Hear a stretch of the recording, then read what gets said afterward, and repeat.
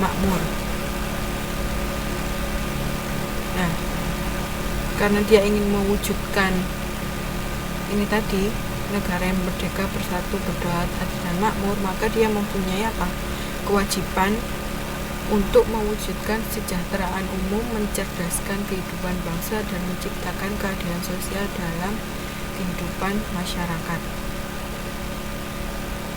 Pokok pikiran yang ketiga itu negara yang berkedaulatan rakyat berdasarkan atas kerakyatan dan permusyawaratan atau perwakilan.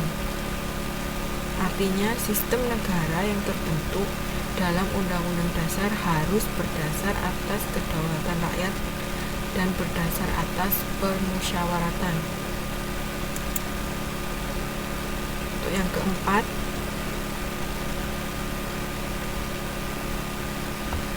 pokok pikiran keempat itu negara yang berdasarkan atas ketuhanan yang Maha Esa menurut dasar kemanusiaan yang adil dan beradab.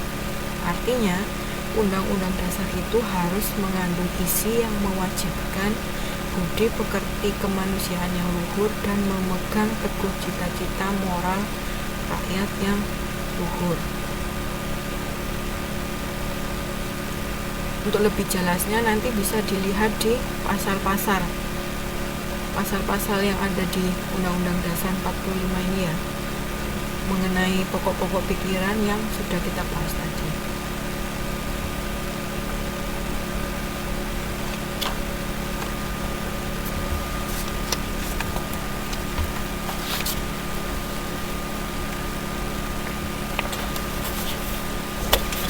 Sekarang mengenai kedudukannya. Kedudukan pembukaan Undang-Undang Dasar 1945.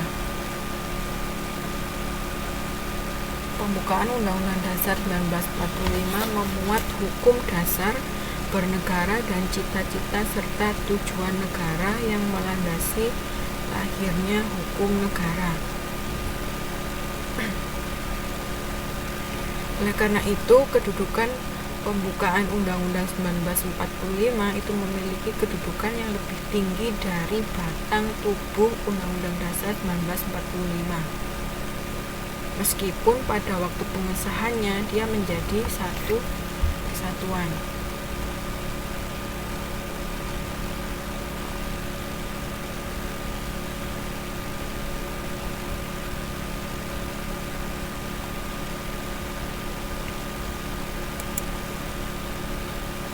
Ya, kedudukan pembukaan di dalam NKRI. Yang pertama, dia sebagai pokok kaidah negara yang menentukan adanya Undang-Undang Dasar 1945 serta Pancasila sebagai dasar dari pembukaan UUD 1945. Yang kedua, dia sebagai pernyataan kemerdekaan Indonesia yang termuat pada alinea ketiga yang menyatakan tentang tindakan-tindakan yang harus dilaksanakan sehubungan dengan pernyataan kemerdekaan. Yang ketiga, dia sebagai tata tertib hukum tertinggi di negara Indonesia karena memuat Pancasila yang merupakan norma dasar yang menjadi dasar bagi keseluruhan tertib hukum di Indonesia.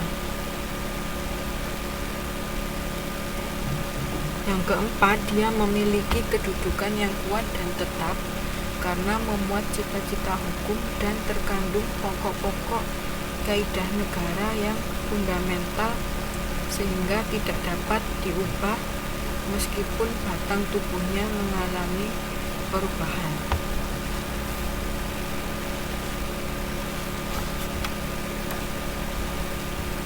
Oke, sampai di sini ada yang ditanyakan.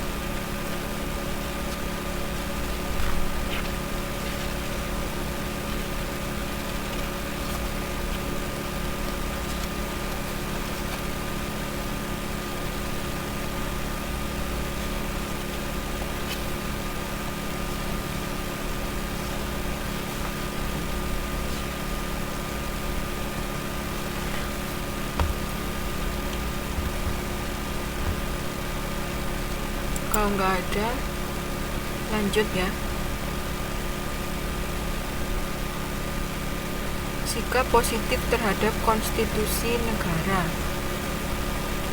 Sehari setelah diproklamasikannya kemerdekaan Indonesia, itu telah ditetapkan Undang-Undang Dasar 1945 sebagai konstitusi negara. Nah, oleh karena itu segala penyelenggaraan negara berdasarkan atas konstitusi. Namun pada masanya Indonesia itu telah mengalami berbagai pergantian konstitusi. Ini ya periode-periodenya ya. Periode 1945-1949, UUD 1945 yang digunakan konstitusinya. Untuk yang kedua 1949 sampai 50 itu menggunakan Undang-Undang Dasar RIS. Ada yang tahu kepanjangan dari RIS? Republik Indonesia apa? Serikat.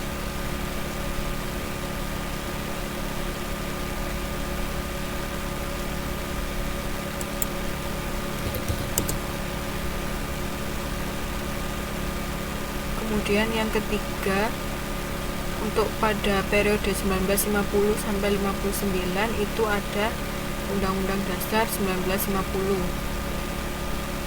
Kemudian yang keempat, dari tahun 1959 sampai sekarang itu Undang-Undang Dasar 1945 diberlakukan kembali.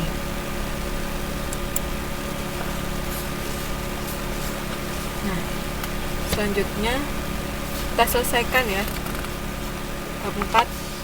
Jadi pertemuan berikutnya kita bisa masuk ke bab 5. Masih di sikap positif terhadap konstitusi negara, ini ada beberapa hal yang dapat dilakukan oleh setiap warga negara dalam rangka menunjukkan sikap positif terhadap dasar negara dan konstitusi. Yang pertama, pemahaman terhadap Pancasila dan Undang-Undang Dasar 1945. Jadi setiap warga negara harus selalu mengusahakan agar dapat memahami dengan baik dan benar makna yang terkandung dalam Pancasila dan Undang-Undang Dasar 1945. Tujuannya agar dapat menjalankan fungsinya sebagai warga negara yang memiliki ketaatan terhadap hukum yang berlaku, baik hukum tertulis maupun tidak tertulis. Yang kedua, adanya kesadaran untuk menaati hukum.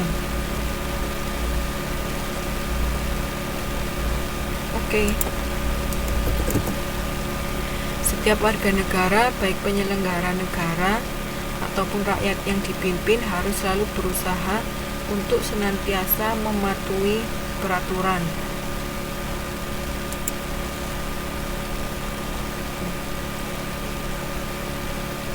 Adanya kesadaran terhadap segala perbedaan.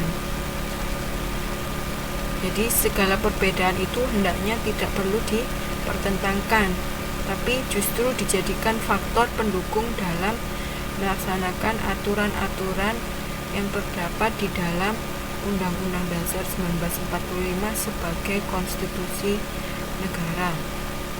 Yang keempat, kita harus memiliki kebanggaan terhadap Pancasila dan Undang-Undang Dasar 1945.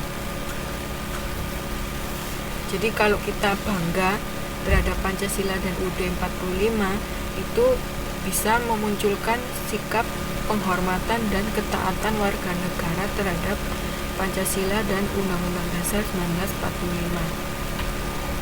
Yang E, berperan aktif dalam menegakkan Pancasila dan UUD 45. Di sini kita perannya itu ditunjukkan melalui sikap tunduk dan patuh terhadap Undang-Undang Dasar 45 serta memberikan solusi-solusi dalam menghadapi penyalahgunaan Pancasila dan Undang-Undang Dasar 1945 yang dapat berakibat merugikan